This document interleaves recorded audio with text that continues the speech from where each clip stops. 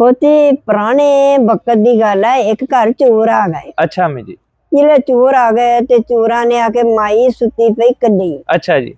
ते माई नू कहंदे माई चाबियां फड़ा। अच्छा जी। माई ने चाबियां फड़ातियां। अच्छा जी। कहंदी लै पुत्त फलानी जगह साडा सोना, अच्छा जी। फलानी जगह चाबी ओदी आ, अच्छा जी। फलानी जगह साडी रकम आ, पैसे आ, अच्छा जी। ओदी चाबी आ। अच्छा जी। ते पुत्त भुख लगी होई ते किचन दे विच रोटी बनी भी आ, अच्छा जी। वो भी खा लियो। अच्छा जी। उन्होंने कहा माई बहुत चंगी है, आपे सानू सारा कुछ दसी सारा जानी। कुछ दसी जाती है। अच्छा जी। ते चोरा ने ना बड़ी तसल्ला नाल सारा समान जेड़ा कैच कर लिया। अच्छा जी। जिले कैच कर लिया तो तुरन लगे। हाँ जी अम्मी जी। जिले तुरन लगे तो माई कहंदी वे पतुरिया वो हाँ जी। तुसी ना मैनू समझ वाले बहुत लगदे आ अच्छा जी। ते मैनू उम्मीद आ तुसी मेरे ख्वाब दी तमीर भी दसूगे। अच्छा जी। उन्हें कहा माई दस की आ। अच्छा जी।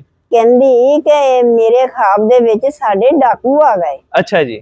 जिले डाकू आ गए ते मैं ना बाजा मार दियां। हाँ जी। मेरे आ भतीजे मेरे पुत दे दोस्त पुलिस दे विच। अच्छा जी। वो हैगे आ पुलिस दे विच, नाम आ उन्हां दा काशा दा सेला। अच्छा जी। ते मैं ना बाजा मारन लग पई। हाँ जी। वे काशे वे सेले वे नठियो साडे घर डाकू आ गए। अच्छा जी। जिन्हें जो बाज मारी उच्ची दनी वे काशे वे सेले वे नठियो वे साडे घर डाकू आ गए। अच्छा जी।